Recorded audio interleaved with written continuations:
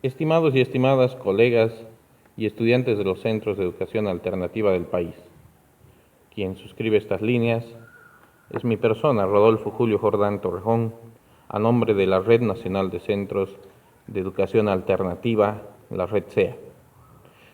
Les hago llegar mis más sinceros saludos y deseos de bienestar. En el contexto de crisis de salud que está viviendo el país y el mundo, me permito dirigir a ustedes porque considero que es importante reflexionar y plantear algunas propuestas de acción que contribuyan a fortalecer el ejercicio pleno del derecho a la educación, sobre todo de aquellas personas que se encuentran utilizando los servicios de la educación de personas jóvenes y adultas, que como ustedes saben, constituyen una población vulnerable por los diversos problemas que tienen a enfrentar, particularmente problemas económicos y sociales. A ellos se debe nuestra acción educativa. Es por esta razón que les indico los siguientes aspectos. Primero, la Red Nacional de Centros de Educación Alternativa fue fundada el 7 de diciembre del año 2005 con el objetivo de representar a facilitadores, educadores y educadoras de personas jóvenes y adultas que se organizaron territorialmente en equipos departamentales de gestión, EDGES, para contribuir en el mejoramiento de la calidad de educación de personas jóvenes y adultas, EPA, y proponer políticas y acciones para el ejercicio pleno de los derechos a la educación en favor de la población, que por diversas razones no ha podido acceder o culminar sus estudios en el ámbito de la educación formal.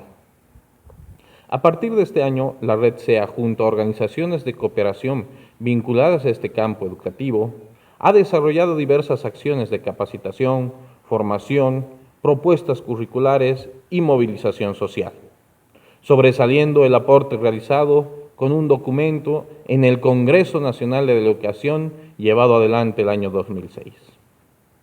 Con la implementación de la ley Avelino Ciñani y Elizardo Pérez, nuestra organización fue gradualmente restringida en su accionar, llegando a obstaculizar todo tipo de apoyo económico de parte de los organismos de cooperación técnica y financiera hacia nuestra organización. Estas limitaciones hicieron que se tenga una menor incidencia, pero aún así efectuando pequeños aportes que fueran tomados en cuenta por las autoridades educativas. Hoy la EPJA, si bien cuenta con una entidad rectora que es el Ministerio de Educación, este carece de un mecanismo de participación social para su fortalecimiento, que en el contexto actual sería importante su aporte. Segundo, el momento que estamos viviendo desnuda la situación crítica del sistema educativo y el modelo implementado en los últimos años. Pues, en el ámbito de educación de adultos hemos vivido la imposición de normativas escolarizantes, la disminución de los mecanismos de participación social, la desaparición del sistema educativo a distancia, puesto como una simple modalidad, y el poco desarrollo de acciones formativas que orienten a fortalecer las actividades y capacidades autónomas de los docentes, cayendo en una replicación de discurso del modelo educativo sociocomunitario productivo y, lo más grave aún, en la desconfianza de la profesionalidad docente. En este contexto es importante plantearnos y desafiarnos a responder creativamente a la situación de emergencia que se vive en el país, operativizando las instrucciones del Ministerio de Educación y acompañando pedagógicamente de diversas maneras a los participantes a quienes nos debemos, diseñando materiales y herramientas para los participantes que no pueden acceder a estos recursos virtuales.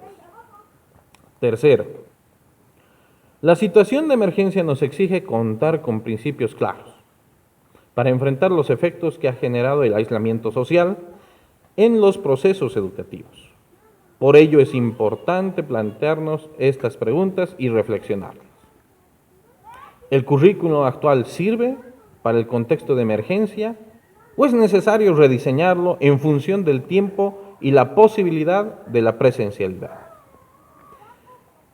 Es necesario recuperar las experiencias de educación a distancia y actualizar su vigencia? ¿Será la educación virtual el desafío más próximo a realizar? ¿Qué roles deben y pueden cumplir los educadores en este contexto de emergencia? ¿Cuáles serían las acciones de los centros de educación alternativa post-cuarentena? Finalmente, informarles en la perspectiva de contribuir a la organización, realizaremos acciones frente a la emergencia y frente a la post-cuarentena desde la Red SEA, con el apoyo de organizaciones dedicadas a la educación de adultos. Realizaremos consultas y foros de reflexión en los cuales les pedimos participar de manera activa, para cuyo efecto les haremos llegar las invitaciones correspondientes. Sin otro particular, me despido animándoles que para juntos organizados enfrentemos esta situación crítica. La vida es un derecho fundamental, pero saber vivirla nos promueve a seguir aprendiendo de las limitaciones.